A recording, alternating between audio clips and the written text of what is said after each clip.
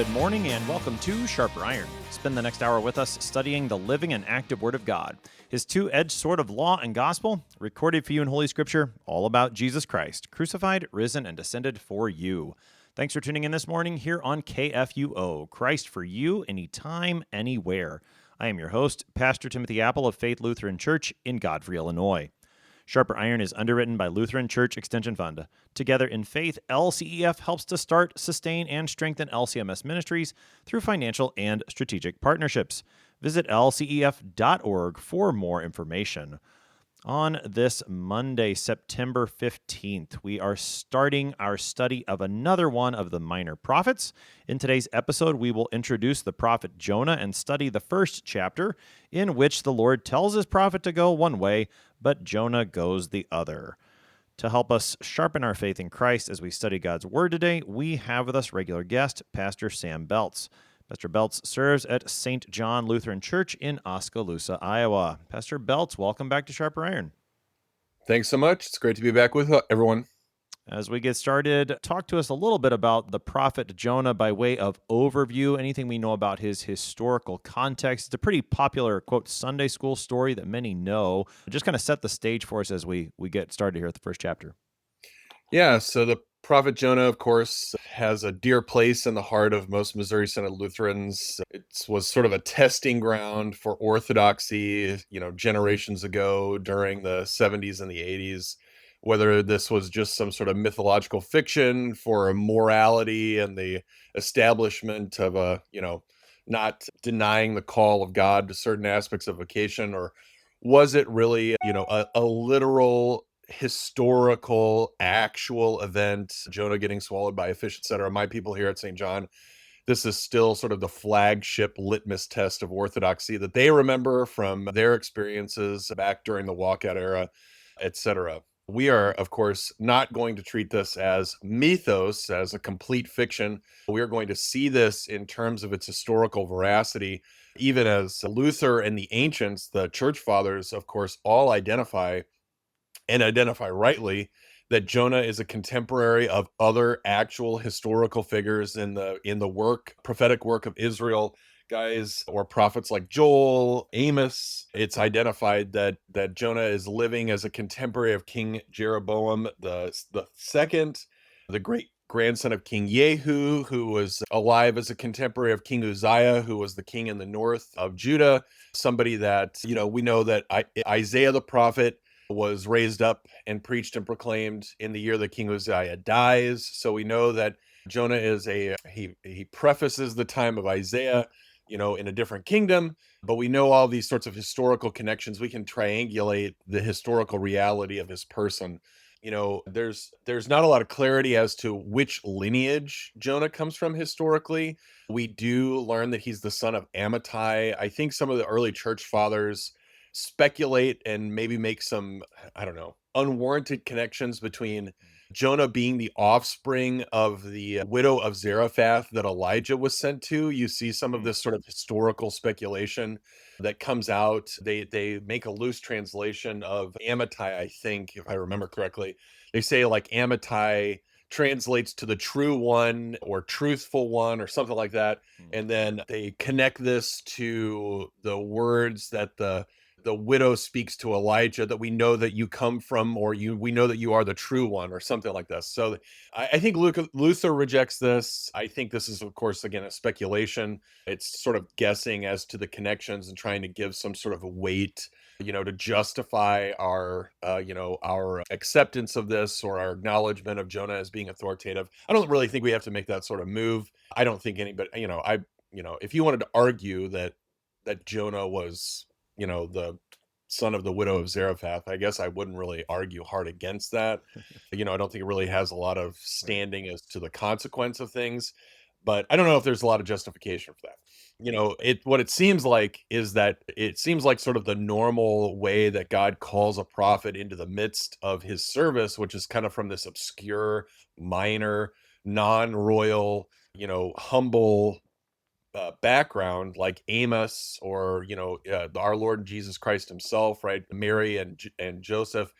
the significance of God's work is that he raises up lowly people. He raises up people from nothing and makes them something. The reality behind this is that it is God's work to do this. It is not the agency or the position of a human being that has consequence here. And so this is a theme that carries through Jonah in a lot of ways, as you're going to find out, and as we'll find out in exploring here at the beginning. Jonah is of little consequence. He actually acts in accordance with his little consequence. He turns out to be a coward.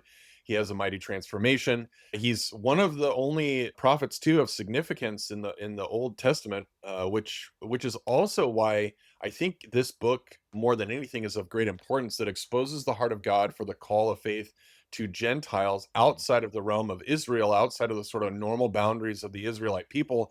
Jonah is sent to non-Israelites in Nineveh, Right. and preaches for their conversion. This is this is probably one of the reasons why this book is the most significant in the Old Testament. Most of the prophets overall, the major prophets and the minor prophets, are sent to Israel, to the people of Israel, to call them into faithfulness and call them away from their, increasing pagan activity. Jonah is one of the only prophets that has a specific mission from God to go to Gentiles and call them out of darkness into light, which again reveals God's tender heart and priority, not only for Israel. Of course, he is concerned with Israel and Israel's faithfulness in life, but also for, you might say, all of creation, but especially the human creatures that are not of Israel, to draw them out of darkness and into the light of the gospel or the word of God or the kingdom of God, as it is established by a word and a promise. So, really important, I think, beautiful text, especially a prophetic text in the Old Testament, one that we would do well to reflect on. And of course, its seriousness, not its mythological, quote unquote, mythological or fictional claims Right. that a lot of modern scholars make. That is a history for us as Missouri Synod Lutherans, but because of its veracity and because especially of its aim, and the reason why we have it is to point out that God desires the salvation of all across time, all people across time, not just the Jews, but all of his human creatures. And that's, of course, stands out, makes Jonah a bright shining light in the Old Testament, especially as a prophet of God in the Old Testament. So Yeah, the only thing I would add in terms of the historicity of Jonah, which again I fully agree with, is that in addition to all those church fathers that you mentioned, Jesus thought that Jonah was a historic yeah, figure, there you go. and Yeah, actually brings him up in comparison yeah, to himself, that's which right. really comes into the interpretation of Jonah more in chapter 2 than it does in our Yeah, chapter. But that's worth a mention. Jesus talked about yeah, Jonah as a real historic person. The yeah, place where he's mentioned in 2 Kings is in 2 Kings 14 under the reign of Jeroboam II, as you said. And I also appreciate what you said about Jonah's role in going to Nineveh. There are plenty of places in the prophets, for example, like all of Ezekiel 25 to 31, I think, is oracles toward the nations.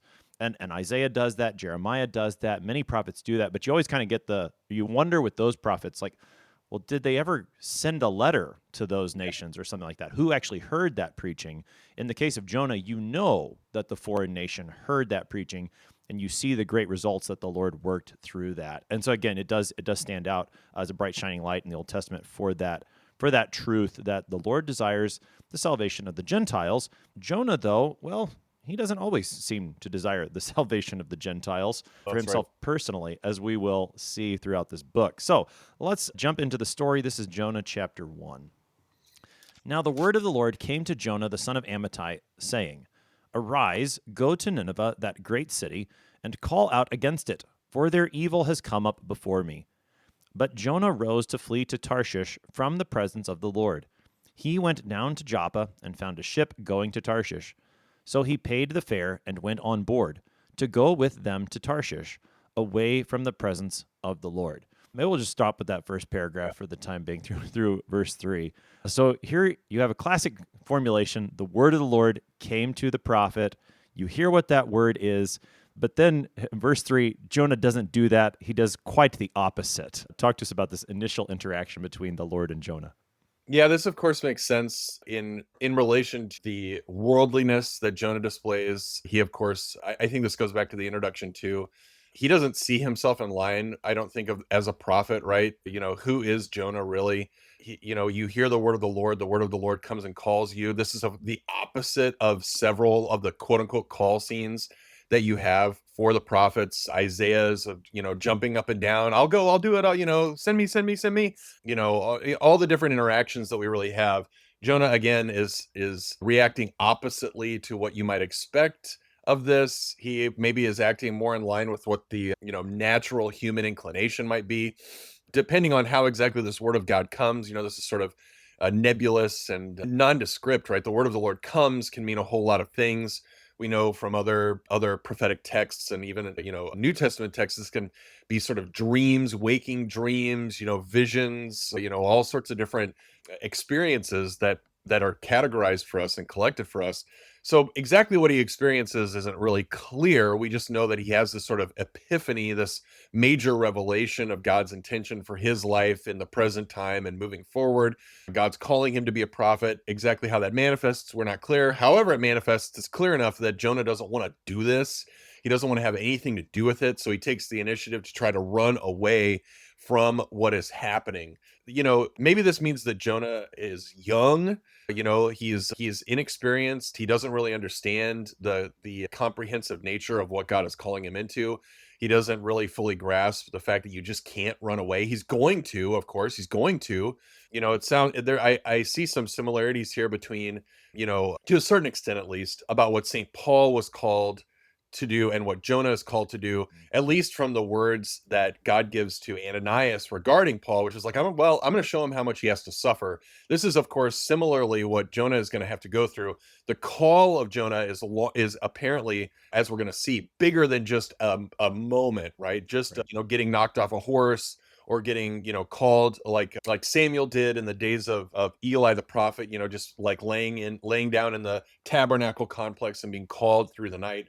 The call scene of Jonah, this is going to be this long process, or longer process, I should say, similar to what other characters have had to go through before they fully sort of realize or embody the fact that they are God's man or God's person. Something similar to like almost what you have with Abraham and Sarah, that it took a long period of time for Abraham and Sarah to really fully embody the fidelity and faithfulness that God was desiring of them. They, of course, trusted and believed in God, but they didn't fully embody what this call and what this faithfulness truly, meant or were aimed at, right? And so it is with Jonah, although I think it is a shorter process than what Abraham and Sarah went through.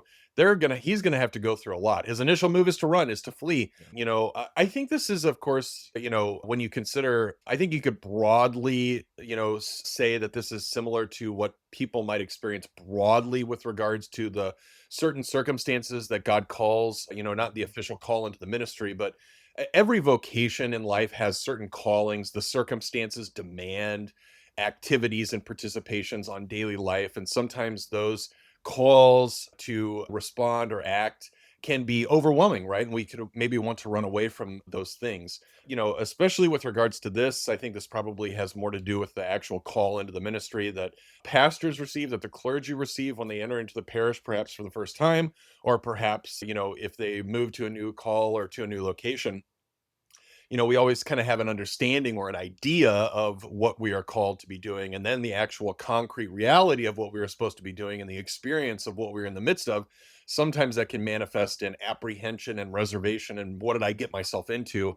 It's unclear again as to exactly what Jonah is, what his rationale and reasoning are for running Sure. away, other than just flat out being scared and not wanting to engage with it. Well, so a couple of thoughts there. I mean, on the one hand, like it's easy to read this first paragraph of Jonah and give him a hard time, like, oh, how could you possibly do the exact opposite of what the Lord told you to do? As if we don't all do the exact opposite of what the Lord tells us to do in any number of circumstances in our lives. Again, even certainly outside of the call to the holy ministry. I mean, Adam and Eve, when the Lord called to them after they had sinned, where did they go? They were trying to hide from him. Yep. And even, to put Jonah in the line of prophets, Moses very famously tries to avoid the work of God in Exodus chapter 3 and 4, and it takes quite a bit of convincing on the Lord's part to get Moses, the prophet above prophets in the Old Testament. The Lord has to work on him quite a bit. So in that sense, Jonah stands in a line of people that regularly do the opposite of what the Lord wants them to do. I do think that you're rightly pointing out at this point, we don't know why Jonah isn't doing what the Lord wants him to do. It's an open question in the book of Jonah that doesn't really get resolved until you get to Jonah chapter 4, where Jonah himself tells you the reason he didn't want to go to Nineveh. And so just kind of keep that in your mind as you go through this. But at this point, Jonah's in that line of those who wouldn't do what the Lord wanted for whatever reason. He does quite the opposite. And to the point that he literally goes the opposite direction. Nineveh is one way, and it seems that Tarshish is pretty much the exact opposite. The other way that you see this opposite is that the Lord tells Jonah to arise, and Jonah actually throughout this chapter and into chapter 2, he doesn't arise, but he goes down throughout the chapter. So there's both east-west difference and also up-down differences in this Yeah. chapter. And it's good that you bring up. So there is a question as to what Tarshish is or where Right. Tarshish is, right? So I think the more commonly understood location of Tarshish is that it's the same location that St. Paul was raised in, Tarsus, or however you want to pronounce that, which is sort of the southern part of the Turkish belt against the Mediterranean, which would make the most sense, I think, with regards to the geography. It's sort of close to the coast. The Israelites in general were not a seafaring people. They didn't have a great navy or any of that sort of stuff. So it makes sense that he would have maybe gone the most easy route up the coast to try to get away as far as he could. If you're looking in, and I always, of course, encourage the study Bible, the Lutheran Study Bible from Concordia Publishing House. They have a great map on page 1479, which kind of gives you the geography here. They also point out that there's a location on the Spanish peninsula that could also be, historically speaking, the location of Tarshish, or however you want to pronounce this. I tend to think that it's probably less likely that Jonah is trying to sail across the open waters of the Mediterranean to get to that sort of Spanish coast. It's, maybe likely that he understands that location and geography, but at what is, Jonah's like 700 BC, sometime around that period. The Phoenicians, of course, are a present people. They, maybe the trade routes and the naval routes are a little clearer. Maybe there's a little bit more, awareness of this than even we are aware of in the current era. But most likely he is trying to get away. Tarshish is maybe like the easiest location that he can get to going up the coast to the north. Of course, depends on the season that he's traveling into. We don't get any really sort of seasonal identifiers here either, which would depend on the way that the currents and the winds are running. But whatever the case is, he's clearly trying to get away, right? He is clearly running away, and he's running away in the fastest possible way. He's not taking a camel south, foot travel through the desert. He is getting on a boat. He is going where the winds are blowing, and he's probably going, I would say, north across the northern coast. He's trying to get to Tarshish or Tarsus, or however Right. you want to say that. Right. So the Lord's call has come. Jonah has gone the opposite way. Let's see what happens. This is now verse 4 of the chapter. But the Lord hurled a great wind upon the sea, and there was a mighty tempest on the sea, so that the ship threatened to break up. Then the mariners were afraid, and each cried out to his God. And they hurled the cargo that was in the ship into the sea to lighten it for them. But Jonah had gone down into the inner part of the ship and had lain down and was fast asleep. So the captain came and said to him, "What do you mean, you sleeper? Arise, call out to your God. Perhaps the God will give a thought to us that we may not perish."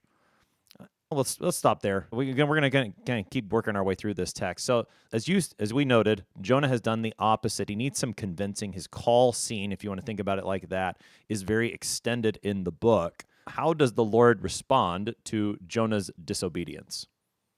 Yeah, so this again, Old Testament. This is very Old Testament, a very common theme. God always shows up in whirlwinds. This, in my own reading of the book of Jonah, it's hard to disconnect this from experiences like of Job too, where God shows Sure. up in the whirlwind at the tail end of Job to reveal his wrath. A wrath can be experienced in a lot of different ways or interpreted in a lot of different ways when we hear about it. But just like the fact that God shows up and starts whipping things around, destroying things, revealing his might and authority and almighty nature over the creation. You know, God is the boss of everything. This is the revelation. When he says something, he means it. When he gives you a command and direction, he wants you to listen and accomplish this command and direction. And when it doesn't get accomplished, normally we experience his wrath in one way or another. Here, he, of course, shows up in a very common Old Testament way. Lots of fire and brimstone, pillars of fire and smoke. That's, of course, a very common way. A whirlwind, tempest is also another very common way that human creatures experience the wrath of God. Now, I think, of course, the way that God manifests himself, this is, of course, this is not just what's very interesting about this is that all of the mariners on the boat all identify what is taking place as God's wrath. They all experience this and they go, God, the gods or God is mad. Excuse me. We have to appease this God. Something has to happen to quench the wrath of God. I think this is really excellent because this identifies for us as readers and interpreters and hearers of this text that the ancient peoples lived in an age that I always like to identify as the age of the gods. Hmm. All of the text of the scripture is written in the age of the gods. That is, whether you are a monotheistic Jew or whether you were a polytheistic, Assyrian or whatever these mariners were, right? It's clear that they were not all monotheistic Jews, or maybe they were monotheistic, but maybe they're not all Jews and Israelites. They all identified that what was taking place was not just the sort of normal matriculations of a weather system or a weather pattern for the certain season of the year, but that above or beyond all of this were the manipulations of the transcendent and the divine. And they all identified that what needed to happen was that the god or gods were mad on account of something that was taking place, and there had to be some sort of sacrifice and appeasement. The main reason or the main method or a means by which appeasement was to happen was petition and prayer, right? Even beyond or before sacrifice, praying, supplication, and petition must be made to try to change the will of the gods for the present circumstance that the mariners are experiencing. Now, I find this tremendously important for our understanding and approach to the text of the scriptures. I think this should do a lot to influence us as modern Christians. And when I say modern Christians, I mean we all, whenever any one of us that's listening to this, we were all born, after 1900. We were all born in an era that is marked by sort of the modern era, the modern mind, right? Philosophical rationale. All these sorts of things have been very influential to most of us. We all can find some sort of rational reason to question. We were talking about it already. As Missouri Synod Lutherans, our fights were over the modernist, interpretations of the text of Scripture. What's clearly evidenced here is that the people that Jonah is, living amongst, the people that are on this boat, the era and epoch in which God is working, these are people who are heavily influenced by the reality that the gods do things. Those things are immutable. There is nothing that can be changed except by way of our prayers and the gracious will of the gods, right? They live under this reality. They have certain systems that exist to try to appease or live within this structure. I think this is very important because this, of course, is a foundational reality for Christians to get back to. It is a foundational reality for Christians to get back to because so much of modern American Christianity puts the human as the ground of experience and reality, right? This is a gigantic, I struggle with this with a lot of people in my own town that come from different backgrounds. They just have a really hard time living on the foundation that we are the human creature and we are not a god. We are not gods. We want to couch the Christian faith mainly in terms of understanding or cognition or something like this, don't you think they understood this? Don't you think they knew about this? Blah, blah, blah, blah, blah. There is certainly an aspect of understanding to the Christian faith. We, of course, education, teaching is a major part of Christian faith. That is to add muscles to the very thing that is to be believed, the conviction of faith that is to happen. But the ground of faith, the ground of Christian faith, that it makes a lot of the interpretation of the text of Scripture and a lot of our hearing and believing of the proclamation of the gospel is that God is the boss of everything and God is God and you are not. This is a very fundamental baseline distinction that a lot of modern Christians have a very difficult time rectifying in their own, belief and conviction about Christianity and other religions, right? And so when we interact with other religions in the present day that stand on the ground of the age of the gods, this can be very jarring. But it's clear here, right, that the age of the gods, and the age that Jonah lives in, whether they rightly identify the God of Israel as being the one true God, which is the major contest, the major contest of the Old Testament, is this revelation of the God of Israel being the one true God over and against all other gods. He alone is the true God, the creating God, the God of Moses, the God of Abraham, Isaac, Jacob, this God above all gods. However, a lot of people lived under the reality that the gods were at work in the creation in some form or fashion, and we have to relate to them. We have to figure out how to relate to them. And that's what you have here. So I think that that piece alone is probably one of the most significant pieces of this section that we would do well to reflect upon. Now, Agreed. Let's go ahead. That's a good place to take our break on that note, because that note and the way that the sailors and the captain are very much in recognition that there is something divine happening here, yes, stands in ironic contrast to the way Jonah behaves. So exactly. we'll pick that thought up more on the other side of the break. You're listening to Sharper Iron on KFUO. We're talking to Pastor Sam Beltz this morning. We will be right back. Please stick around.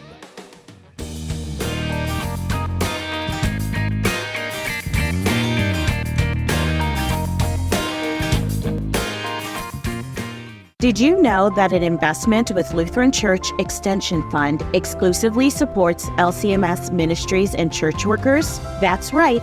LCEF ensures LCMS churches, schools, and organizations have access to the financial resources they need to sustain, strengthen, and start ministry work. In other words, you can feel good investing with LCEF because we share your Lutheran values and love for the church. Learn more at lcef.org.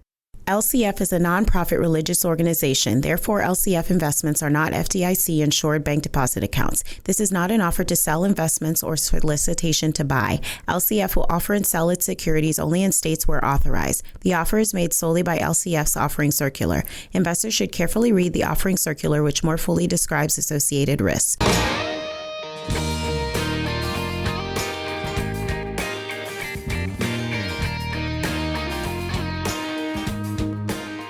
Welcome back to Sharper Iron. It is Monday, September 15th. We are studying Jonah chapter 1 with Pastor Sam Beltz. He serves at St. John Lutheran Church in Oskaloosa, Iowa. Pastor Beltz, prior to the break, you were noting how the sailors show that they understand something divine is happening. Even if they do not understand the true God who is at work, they know that something like that is happening. That stands in contrast, in ironic contrast, to Jonah throughout this chapter. Let's go ahead and read a little bit more to see this continue to come out. So I'm going to pick up the text again at verse 7. And they, that's the sailors, said to one another, "Come, let us cast lots, that we may know on whose account this evil has come upon us." So they cast lots, and the lot fell on Jonah. Then they said to him, "Tell us on whose account this evil has come upon us. What is your occupation? And where do you come from? What is your country? And of what people are you?" And he said to them, "I am a Hebrew, and I fear the Lord, the God of heaven, who made the sea and the dry land." Then the men were exceedingly afraid and said to him, "What is this that you have done?" For the men knew that he was fleeing from the presence of the Lord, because he had told them. Again, I think I'll pause there. That gives us a little bit more of this picture where you see Jonah's almost imagine him just kind of shrugging his shoulders throughout this. The sailors realize something's going on. They want to know what's going on and who's behind it. And Jonah, for his part, actually gives a wonderful confession of faith. But all the while, it's just like, whatever. I don't, it's just the total contrast between the sailors' very religious attitude, even if wrong religion is in their hearts, versus Jonah, who should have the true religion. And he's kind of like, yeah, here I am. I The- mean, it's almost funny. it's tremendously confused and comical, like dark comedy, because what Jonah is doing is one of the major criticisms of God from the people of old throughout time, right? This people honors me with their lips, but their heart is far from me, Yeah. right? When Jonah says, "Oh, I fear God, the one who created everything," you're thinking, "Oh, by sleeping in the boat while he's Right. destroying everything." Oh, yes, so afraid, by running away from God, like thinking you can act like, "Oh, I worship the creator of everything. I can run away from him." Oh, yes, clearly, everything really merges together in your heart and soul. Whereas again, the men on the boat actually prove to be, even though they do not identify the right God, they are clearly more God-fearing than Jonah is, right? So this is the gigantic confusion of this. They're like, they are casting lots, which again is this sort of historic priestly thing that Israel does. I don't know if this is, of course, the intention of the way God rolls this whole story out or not, to like the mariners on the boat, who are kind of these God-fearing, although misguided, yet God-fearing men. And they are the ones casting lots to determine the will of God, right? And the lots are cast in Jonah, and they're like, "Oh, you're the guy." And then Jonah gives the confession of the one true God. And then it is the mariners that are not Israelites or Hebrews that are like, "What have you done? Oh my God, your Yeah. your God's gonna kill us all." They are clearly way more attuned to what the God of creation is up to in this moment than Jonah is. "Oh yeah, I'm a Hebrew. I worship the creator of everything." "Oh no," So this whole thing, it is a dark and tragic comedy, how the roles here, the prophet of God is sort of the hapless, he honors God with his lips but clearly doesn't actually fear God, even though this is his claim. Whereas these God-fearing mariners, who are unclear as to maybe in their history, they are unclear as to what the one true God is, the God of Israel. They are clearly fearing of the gods or God, right? They clearly have the reality that's a conviction. It's not simply something where they're like, "Oh yeah, I worship God. He doesn't really make a difference in anything, but oh, I'll throw some stuff overboard, pour a drink out once in a while just to sort of appease him." No, they are clearly God-fearing. They are clearly ready to sacrifice. They are clearly motivated in their convictions to, do something here beyond sleeping. Whereas Sure. Jonah is he's completely uninterested in what's taking place, apathetic to the whole approach. Anyways, Sure. Well, no, so, and I think you like then in Jonah and the Mariners, there are two different pictures of false religion. yes, They both have false religion, just in a different way. One is a false religion that knows nothing of the true God, and yet ironically ends up being more receptive to the word of the true God. The other yes, one who has the name of the true God, but is largely apathetic toward it. And so you have two false religions going on here in this chapter. And what, again, in just a wonderful irony, is that the Lord has called one of those people to be a prophet. And despite that prophet's great reluctance to do the job, he actually starts doing the job here in this first chapter. We talked about at the beginning how the Lord sends Jonah to Nineveh, and he's not there yet, but already on the boat, Jonah is unwillingly and yet wonderfully giving witness to the true God, such that those who have the false religion of not knowing who the true God is, by the end of the chapter, and I don't want to say too much in terms of what their conversion is or isn't, but by the end of the chapter, it says they fear the Lord, they fear yep. Yahweh, and are Call sacrificing out to to the him. Lord, right? Yeah, I mean, yep. so it's just a wonderful thing to see how God works through Jonah here, even with Jonah's great unwillingness to do the job that's given, even in Jonah's false religion. And again, ironically, I don't want to overuse that word, but it is the sailors who are brought toward true religion well before Jonah is within this book. Yes. Yeah. I mean, it just is again, it's a revelation as to, God is going to pick and choose whomever he desires to be the ultimate proclaimer of the gospel and the trueness of faith. We of course work within the normal boundaries that have been established for us as clergy. The church needs to operate within the normal boundaries that are established as the church. We desire trustworthy clear competencies for the clergy. However, we can't get past the fact that when God raises up a prophet, sometimes those prophets are reluctant, and yet God's will must be done, right? He will always, whatever the, one of the great perks about being God, I imagine, is you always get what you want. You're never denied what you want. That sounds great. It's got to be one of the best things about being God. He always gets what he wants. He gets what the man that he wants. He gets the situation that he wants. His will is always happening, right? He always gets what he wants.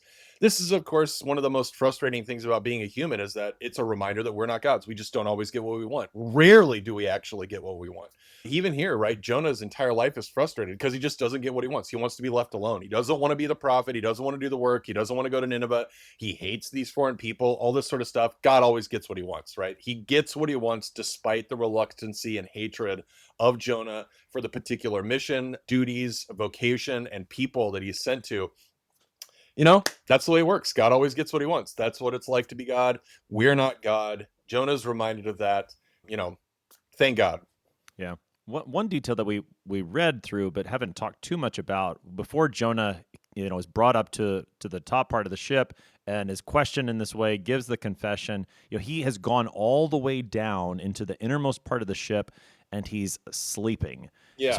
So I've thought about this before, and I'm not exactly sure what to do with all the similarities, but Jesus very famously sleeps in a boat during a storm too. Yep. So maybe just dig into that a little bit. What do we make of those similarities, and the contrast, I think, are probably the bigger part.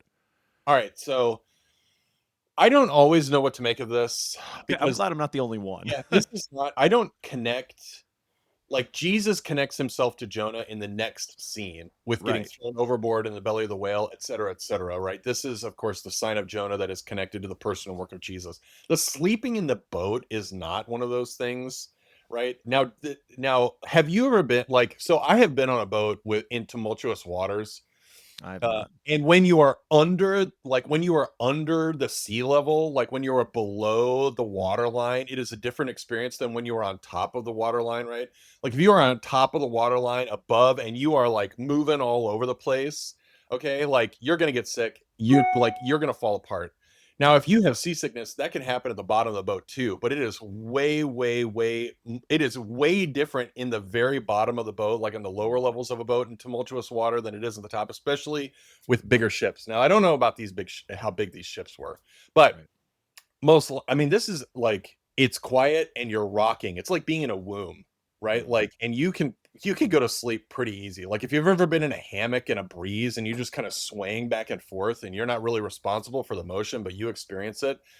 That's a really great, like, it's beautiful here in Iowa now. It's like 60 degrees at night, 58, 55 degrees at night. And in the evenings when the sun's going down and the breeze is coming across the prairie, I want to get in a hammock and I want to fall asleep because that wind just is going to rock you back and forth. So I imagine it's fairly peaceful in the belly of a boat on any sort of, in any sort of capacity. Now, what we also learn is that maybe this gale force wind, the storm that's happening, we know that it is going to increase in its ferocity, right? So maybe it hasn't like fully set in yet. Maybe Jonah has been in the basement of the boat. He has been sleeping already a little bit, and it's just been picking up and picking up. Whatever the case is, he's going to be more unaware of this than the people up top, right? Like it's not a complete fabrication, or not fabrication. It's not completely, idiotic of Jonah to be sleeping in the basement of the boat, in the lower levels of the boat. He is going to have the waves, the white noise of the water is going to be there. The swing of the boat is going to be there. The chaos of the top levels isn't around, right? You just are unaware of these things. You don't hear it as clearly. You don't experience it the same way. So it makes complete sense to me that he's going to be sleeping. Same with Jesus, right? I think Jesus is so you could talk also about the state of mind, right? Yeah. If you have a ton of anxieties, right? I don't like to sleep on planes. It's hard for me to sleep on a plane, mainly because I'm gigantic and the place is so small. I just can't get comfortable. I can sleep on boats and I can sleep on a bus, especially if I can get kind of like laid back and lounging. But if you have any sort of anxieties about travel, if you don't trust that the person driving or the person navigating has any sort of, competency, you're not going to want to sleep at all, right? You are going to be worked up and you are not going to be able to rest. So this goes to the fact that Jonah has some kind of he is either tremendously exhausted and just crashes. He is either just like fried from his flight from God, or he doesn't consider what's going on to be that big of a deal. Whereas in relation to Jesus, I don't consider any sort of like deficiencies of Jesus' character, right? Like he is in like with Jesus in the boat in all those scenes where he is sleeping in the storms, Jesus is in complete control of everything, which is precisely why he sleeps. Yeah. Right? His declarations to his disciples on the boat, the disciples are similarly to the mariners freaking out. They are flipping out about the storm, and Jesus essentially identifies that they have little faith because of who he is and what he has come to do. And then he gives the great revelation of himself again in the calming of the storm. Here we get the great revelation of the power of God, as this moves forward, right? When they toss Jonah over the side, they will see the true power and glory of the Lord. But the reasons for sleep, I think, are probably significantly different between. Sure. Oh, I would agree. Yeah, I mean, it's only, and like you pointed out, Jesus uses the next chapter as his point of comparison to Jonah, and so we want to definitely hang our hat there. If anything, it's simply a contrast, and it may not be anything other than just, that's kind of interesting. Yeah. And like you pointed out, Jesus is faithfully asleep. Jonah, it seems, is perhaps unfaithfully asleep. If you, and then on the opposite side, you have the mariners in Jonah's boat who get it more quickly, certainly, than the mariners in Jesus' boat. So again, kind of an interesting thing to think about, but perhaps not too much theology to draw from that. Let's go ahead and read the rest of this chapter now to see how this plays out. Again, they've learned who Jonah is, very particularly why he is fleeing. They already know that. And as you pointed out, the sea is only going to grow in intensity. So we left off at verse 11 of the chapter. Then they said to him, "What shall we do to you that the sea may quiet down for us?" For the sea grew more and more tempestuous. He said to them, "Pick me up and hurl me into the sea. Then the sea will quiet down for you. For I know it is because of me that this great tempest has come upon you." Nevertheless, the men rowed hard to get back to dry land, but they could not, for the sea grew more and more tempestuous against them. Therefore they called out to the Lord, "O Lord, let us not perish for this man's life, and lay not on us innocent blood. For you, O Lord, have done as it pleased you." So they picked up Jonah and hurled him into the sea, and the sea ceased from its raging. Then the men feared the Lord exceedingly, and they offered a sacrifice to the Lord and made vows. And the Lord appointed a great fish to swallow up Jonah. And Jonah was in the belly of the fish 3 days and 3 nights. That takes us to the end of Jonah chapter 1, at least in the English text. I'm sure we'll talk about today, maybe, and definitely tomorrow, that 117 in the English is actually 2 verse 1 in the Hebrew, so it kind of provides a bridge into the next part. But that gets us to Jonah now in the belly of the fish. Talk to us again about this interaction between Jonah and the sailors. The sailors desperately want to know what they have to do to appease the gods. That's still their religious posture. Jonah gives them an answer. It's just throw me overboard. They don't like that. Take us into this back and forth.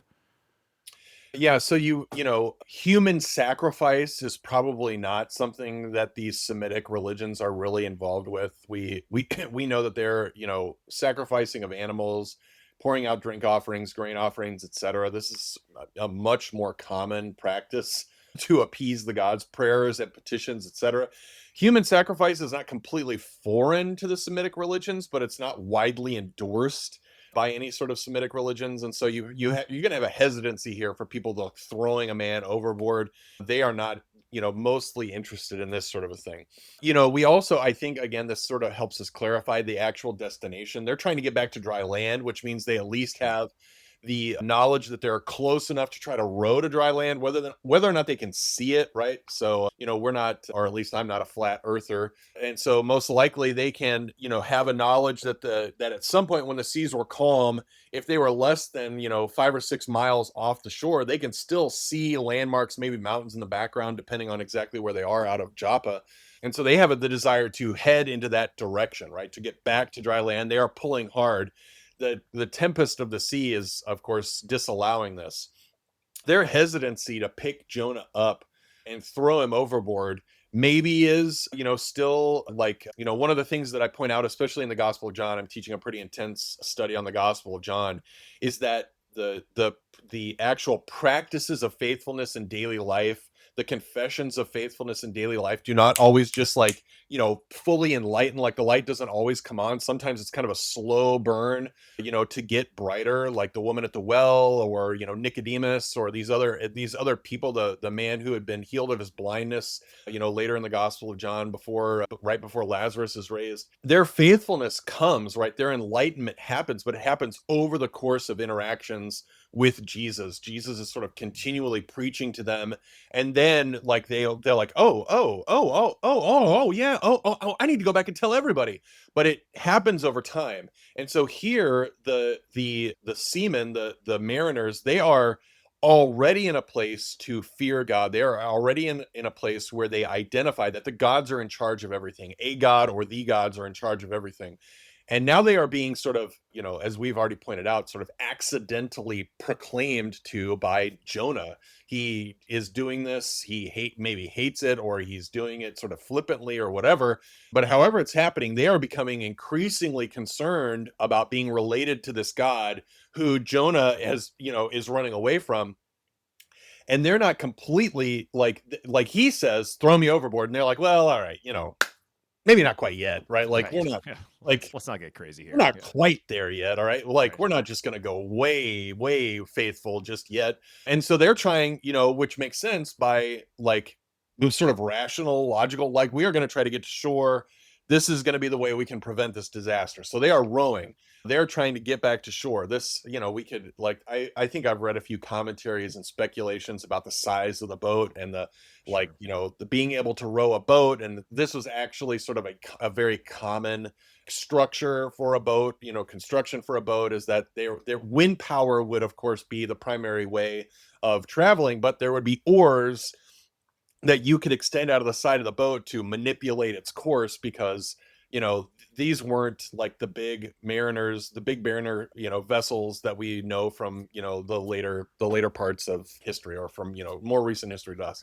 So anyway, the point of this being, the sailors are not like, they are not fully grounded in the fear of God to be able to trust Jonah yet, right? That's the thing. Right. Like they still are struggling to see Jonah as the one who is, being able to present to them the reality of what God desires, because they see him as this sort of sleepy fool that, like is running away. We don't know if we can fully trust him yet. Is God really working through him? And then, over the course of the tragedy here, right? Look, the fear of death and the desire to appease the God, now not just the gods, but the God, his God, the God of Jonah, at least, they are ready to, start launching him, right? They get to there really quickly. They are ready to push him over the end. And then they make this great confession, right? Yeah. They make the great confession that you read. Oh Lord, let us not perish for this man's life. Don't put innocent blood on us, right? They are praying, a very God-fearing prayer and petition here, which is, we don't want to be guilty of an innocent blood. Like, we really hope that this is what you want. Okay. So, Lutherans like to throw around, and I still haven't really found a clear explanation of this from Luther's hand. And maybe you can help me with this. I've been looking for this off and on over the course of the years, where Luther really describes what sinning boldly is, right? What sinning boldly actually looks like. And this seems to be where these mariners are at, right? They're like, should we keep rowing or should we throw this guy, right? We're sort of stuck in a hard place here. Is it more faithful to keep rowing and try to preserve this guy's life, or is it more faithful to stop rowing and throw this guy over? Right. All right, God, like, whichever way we go, like, we're going to go this way. Don't kill us for, don't kill us for throwing this guy overboard. He told us we're going to trust him, here we go, so. Sure.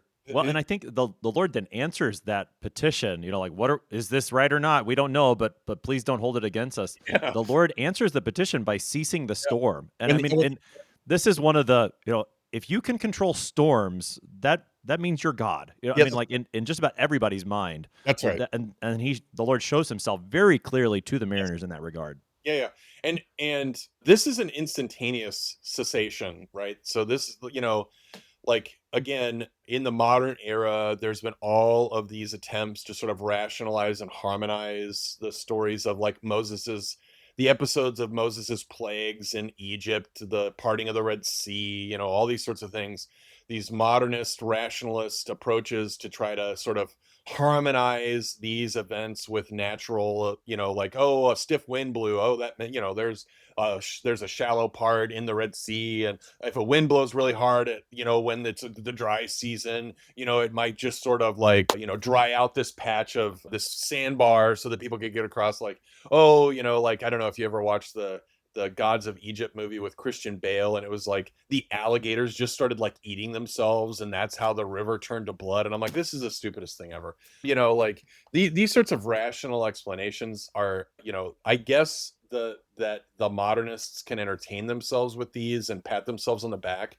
But this is not an Age of the Gods interpretation of what's taking place. That's why I'm very interested in the Age of the Gods interpretations, or a monotheistic God interpretation of what's taking place here, is that the storm ceases. This, of course, does directly correlate, I think, with the episode of Jesus in the boat with the disciples, even though everything in the story isn't a correlation. When Jesus gets up and tells everything to calm down, it calms down. When Jonah goes overboard and then God gets his way, which is his prerogative, everything calms down. That instantaneous calming, of course, as you're saying, is a revelation it is meant to be a revelation to the mariners in Jonah's day and a revelation to the disciples in their day about the identity and authority of the God, right? Yep. In the days of Jesus, it leads the disciples to question, who is this man that the wind and the sea obey him, right? This is meant to clearly move them towards the revelation that Jesus is the Son of God with all authority in heaven and on earth. And similarly, in the days of Jonah, when Jonah is tossed overboard and instantly the storms cease, as you've already pointed out, this is meant to be a clear revelation as to the God that is in charge of this situation, and not just this situation, but all of the creation. If he can calm the storms, then he is the God of the creation, just as Jonah has previously said. And now, as the mariners are coming into faith and belief concerning, he has revealed himself to be the one with all authority in heaven and now also upon the earth, which to them, is sort of the capstone of their conversion in what is a very short amount of time. So Sure. Yeah. And again, by the end of this chapter, the sailors now are fearing the Lord exceedingly, it says, and offering sacrifice to him and making vows to him. Yeah. Right. So what a marvelous end. We've got just about a minute here, Pastor Beltz. And as I mentioned, verse 17, where Jonah is swallowed by the fish that the Lord has appointed, does fall into chapter 2 as well. So we can talk more about that verse in the next episode. Help us to wrap things up on Jonah 1 again with about a minute left. What are the key takeaways for us as Christians today? Yeah, so again, reiterating from the initial sort of introduction, God's heart is clearly for the proclamation of the gospel to all who would believe. His desire is to have his way in the creation with the proclamation of the gospel, that he is the boss of everything. Now, for us as Christians, this revelation comes primarily in the person and work of Jesus Christ. It is the capstone, the pinnacle, the major event. His death and especially his resurrection are the vindication of his identity as God's Son with all authority in heaven and on earth. This is clearly where we must go. However, in the Old Testament, we see that this has always been God's intention. He has always wanted a people for himself. These people, the base of their existence, the base of their conviction is faith alone. Faith, trust, fear, love. This is it. The God of Israel, the God of Moses, the God of Abraham, the God of Isaac, the God of Jacob, sends Jonah to foreigners from the beginning. He is, like you were saying, other prophets have talked or proclaimed to the nations. Jonah is sent to the nations. He is sent to the nations on the boat. He is sent to Nineveh. He has clearly been sent to proclaim the identity and authority of God over all things through his very life and the sacrifice of himself into the water and now into the belly of the fish.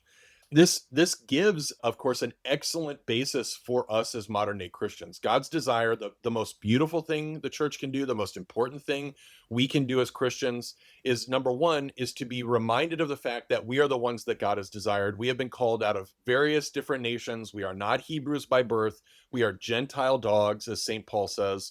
We are the ones who have received this great gift and treasure, not as the original, right? Not as the original intent of God, but as a beautiful accident. And I'm fine with that, right? I am totally fine with crumbs as long as it is crumbs from the table of the kingdom of God.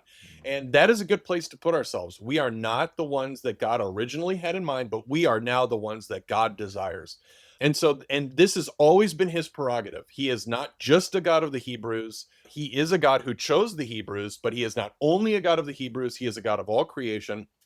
And it is, sort of now through the Hebrews here, through Jonah, that all nations are being called to faithfulness and fidelity. It starts with these mariners. It's going to extend to Nineveh in the later chapters.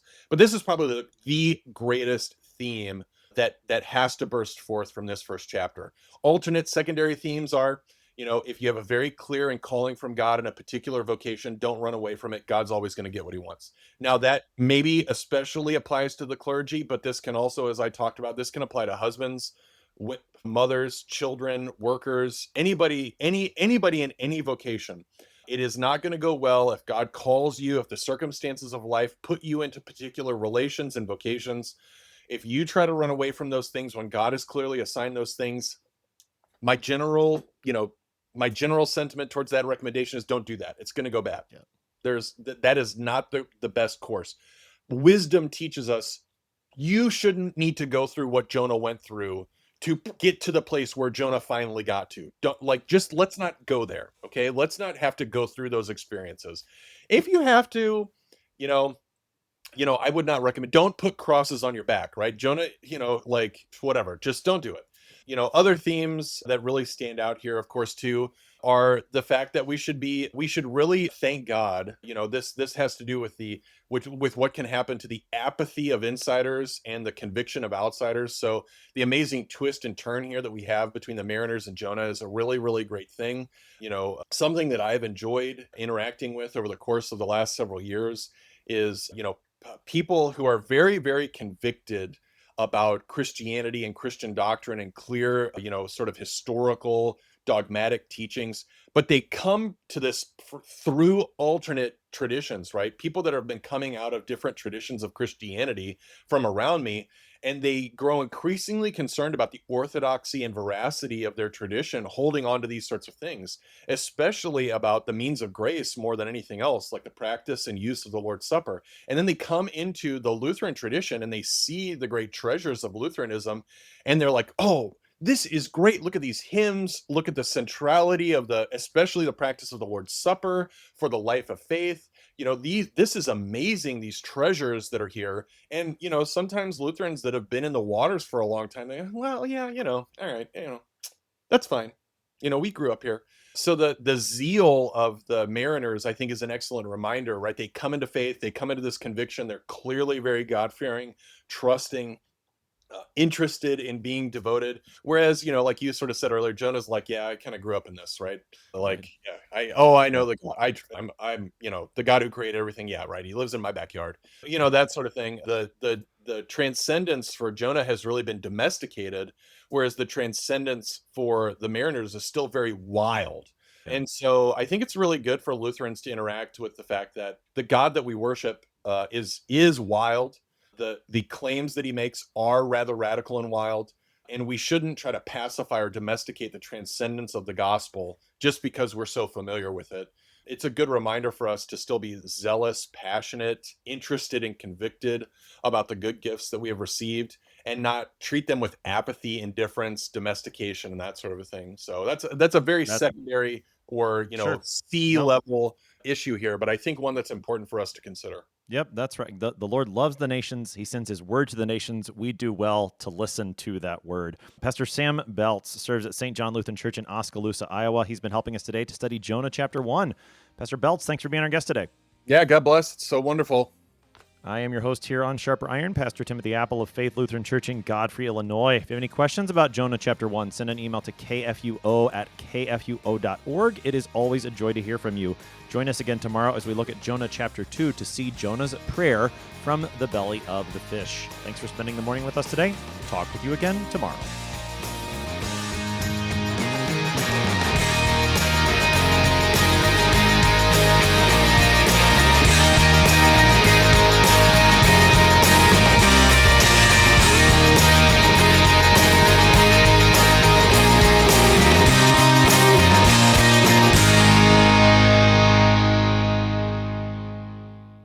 Showing support for KFUO is now easier than ever. You can sport a KFUO shirt, swag, or even socks by visiting our online store. Go to kfuo.org/store and order high-quality KFUO-branded merch. You no longer need to wait for our annual share-a-thon for a chance to show your KFUO spirit. Visually share and wear this ministry out in the world by checking out our selection. Every purchase helps to support our proclamation of Christ for you, anytime, anywhere. Go to kfuo.org/store.